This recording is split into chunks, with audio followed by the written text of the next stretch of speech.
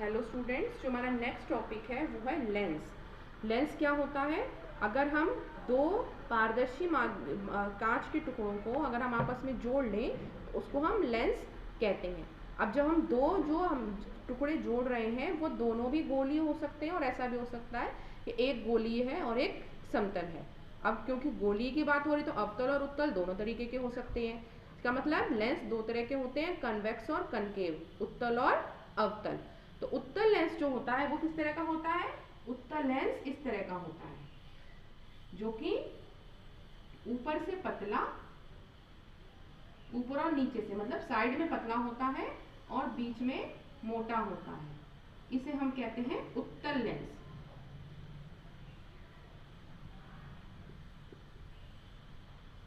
इसी तरह से जो लेंस इस तरह का होता है, जो ऊपर से मतलब दोनों साइड में से मोटा है और बीच में पतला है, उसको हम कहते हैं अवतल लेंस।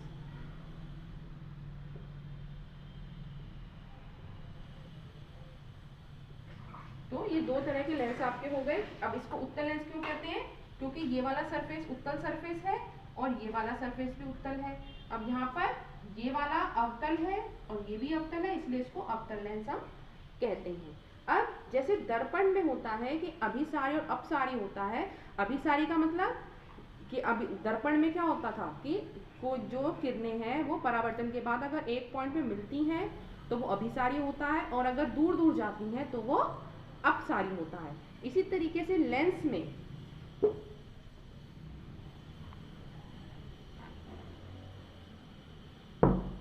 जो उत्तल लेंस है, ये इसका मुख्य अक्ष हो गया। अब इसमें जो किरणें आती हैं, प्रकाश की किरणें आई तो अपवर्तन के बाद में एक पॉइंट पर आकर मिल जाती हैं। जितनी भी किरणें होंगी वो इस एक पॉइंट पर आकर मिलेंगी, इसलिए इसको हम बोलते हैं अभिसारी लेंस या कन्वर्जिंग।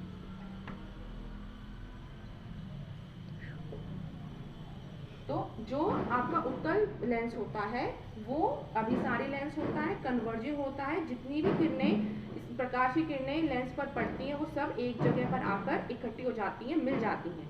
इसी तरह से जो अवतल लेंस है उसमें इसका उल्टा होता है। अवतल लेंस में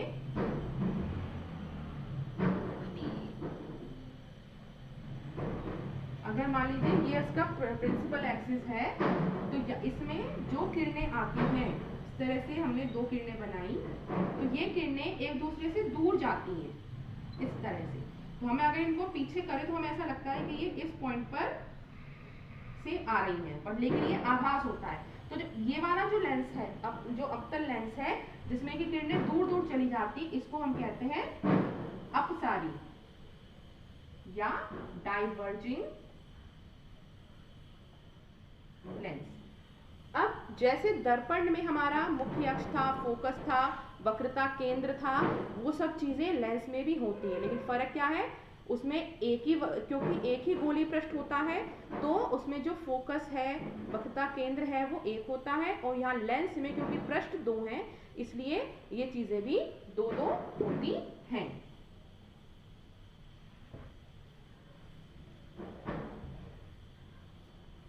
जैसे हमने माना कि ये हमारा लेंस है तो अब इसमें जो लाइन इसके बीचों बीच से जाती है उसे हम मुख्य अक्ष कहते हैं। इंग्लिश में इसको बोलते हैं प्रिंसिपल एक्सिस। अब जो इसके बीचों बीच का पॉइंट है इसको हम O से लिखते हैं और ये होता है हमारा प्रकाशिक केंद्र या ऑप्टिकल सेंटर, इसको इंग्लिश में बोला जाता है।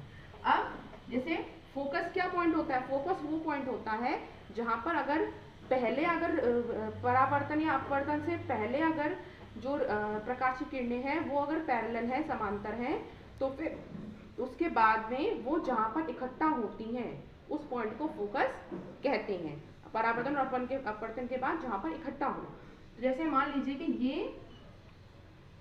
प्रकाश की किरणें हैं, ये अपवर्तन के बाद यहाँ पर मिल गई, तो ये पॉइंट हमारा फोकस होता है। अब क्योंकि ये इस वाले पर उसके लिए ये एक आपका पृष्ठ है, ये दूसरा पृष्ठ है, तो इस पृष्ठ के लिए फोकस ये है F1 और इसी तरह से इस पृष्ठ के लिए फोकस F2 यहाँ होगा।